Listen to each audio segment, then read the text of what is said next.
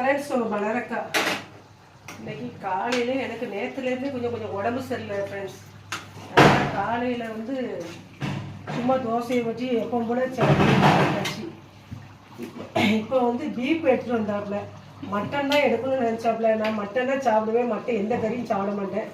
கடைசியில் பீப் எடுத்துகிட்டு வந்தோடனே பீப்பு சுக்கா மாதிரி இந்த அடுப்பில் கிடக்கு. சாம்பார், இது வந்து சாம்பார் எனக்கு.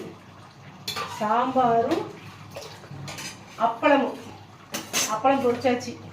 சாம்பார் வச்சு அப்பளம் பொரிச்சாச்சு. இது எனக்கு, இது பிள்ளைங்களுக்கு அவங்க அப்பாவுக்குலாம் இந்த பீப்பு சுக்கா மாதிரி வச்சு சாம்பார் போட்டு சாப்பிட வேண்டியதான். மட்டன் பீப்பு நல்ல வெங்காயம் தக்காளி பச்சை மிளகாய் வெட்டி இஞ்சி வெள்ளைப்பூடி வெட்டி வச்சுக்கிட்டு பீப்பை நல்லா ஒரு 10-12 விசில் அவிச்சு இது இஞ்சி போட்டு கொஞ்சம் மஞ்சள் பொடி போட்டு அவிச்சிடணும். ஒரு அரை உப்பு போட்டு அவிச்சு வச்சிடணும்.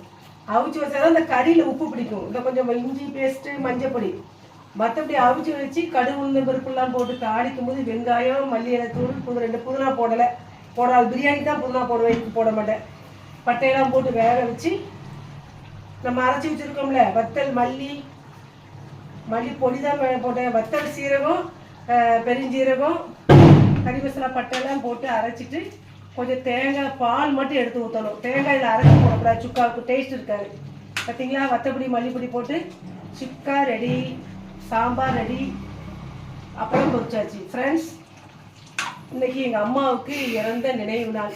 இப்போ 2 வருஷத்துக்கு முன்னாடி எங்கள் அம்மா இறந்தாங்க. அக்டோபர் 20ஆம் தேதி இறந்தாங்க. தீபாவளிக்கு முன்னாடி 4 நாளைக்கு முன்னாடி இறந்தாங்க. இன்றைக்கு தீபாவளி அன்றைக்கு எங்கள் அம்மாவுக்கு நினைவு வருது. எல்லாம் ரெடி. எங்கள் அம்மாவுக்கு பலகாரம்லாம் வாங்கி வச்சுருக்கோம். அது கொஞ்சம் பொறுத்து நாங்கள் மதியானமே சாமி கும்பிட்ற மாதிரி ஒரு மிளகு பத்தி பொறுத்து இந்த மாதிரி வச்சு கும்பிடுவோம். ஃப்ரெண்ட்ஸ், நம்ம வீட்டில் என்னெல்லாம் சொல்லுங்க.